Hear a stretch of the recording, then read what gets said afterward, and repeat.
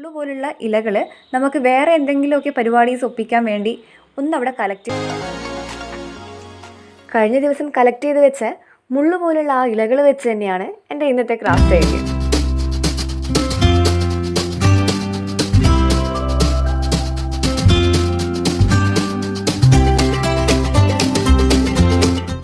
My പ്ലഷറിൻ്റെ പുതിയൊരു വീഡിയോയിലേക്ക് എല്ലാ വ്യൂവേഴ്സിനും ഒരിക്കൽ കൂടി സ്വാഗതം. ഇന്നത്തെ സിമ്പിൾ ആൻഡ് ക്യൂട്ടായിട്ടുള്ള ഈ ഒരു ബോട്ടിൽ വർക്ക് ചെയ്യാൻ വേണ്ടി നമുക്ക് എന്തൊക്കെ മെറ്റീരിയൽസാണ് ആവശ്യമെന്ന് നോക്കാം. ആദ്യം തന്നെ നമ്മൾ സൈക്കസിൻ്റെ ലീഫിൻ്റെ ആ മുള്ളു പോലുള്ള ഭാഗവും പിന്നെ ചെറിയ ഏതെങ്കിലും ഒരു കുപ്പി നിങ്ങൾക്ക് 2-3 കളക്ഷനിലുണ്ടെങ്കിൽ അതെടുക്കുക. ഞാനിപ്പോൾ ഇവിടെ ഹോമിയോ ഗുളികയുടെ ബോട്ടിൽസാണ് യൂസ് ചെയ്തത്. ഇതിനൊന്ന് പെയിൻറ്റൊക്കെ അടിച്ച് സെറ്റാക്കാനായിട്ട് ആക്രിലിക് കളേഴ്സാണ് ഞാനിവിടെ എടുത്തിട്ടുള്ളത്. ഈ ഒരു ടെക്സ്ചറിൽ പെയിൻറ്റ് ചെയ്യാൻ കഴിയുന്ന ഏതൊരു കളറാണോ നിങ്ങൾക്ക് സ്യൂട്ടബിളായിട്ട് തോന്നുന്നത് അത് നിങ്ങൾക്ക് യൂസ് ചെയ്യാം. ഇനി ചെയ്യാൻ പോകുന്നത് ആ ലീഫിൽ നിന്നും ആ മുള്ളു പോലുള്ള ഭാഗം നമ്മളൊന്ന് സെപ്പറേറ്റ് ചെയ്യാണ്.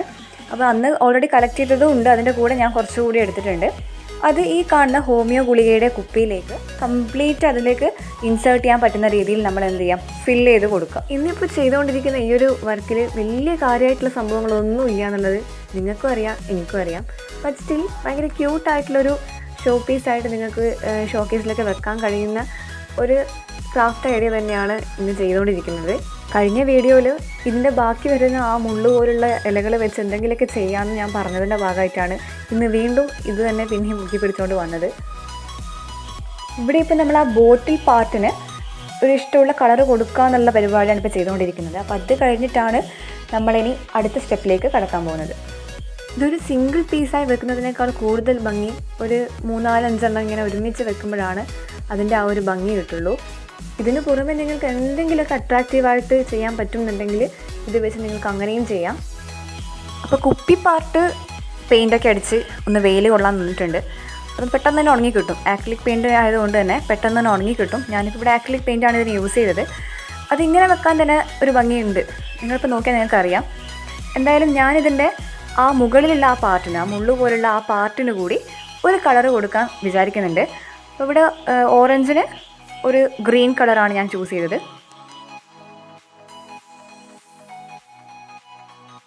ഈ ഒരു ഓറഞ്ച് ഗ്രീൻ കോമ്പിനേഷൻ കാണുമ്പോൾ ഒരു ക്യാരറ്റിൻ്റെ ഒക്കെ ഒരു ലുക്ക് വരുന്നുണ്ടല്ലേ.